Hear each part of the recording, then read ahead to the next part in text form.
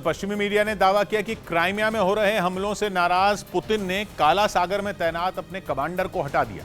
खबर है कि क्राइमिया में रूस के सैन्य ठिकानों पर पिछले कुछ दिनों से लगातार हो रहे हमलों से रूसी सेना को भारी नुकसान हो रहा है और इसी बात से गुस्साए पुतिन ने कमांडर को हटाने का फैसला किया। 2014 से रूस के कब्जे वाले क्राइमिया में लगातार एक के बाद एक कई धमाके हो रहे हैं, जिनमें रूसी सेना को तगड़ा नुकसान उठाना पड़ रहा है। लेकिन पुतिन का धैर्य तब टूट गया जब क्राइमिया के जनकोई शहर में एक मिलिट्री बेस को ही उड़ा दिया गया।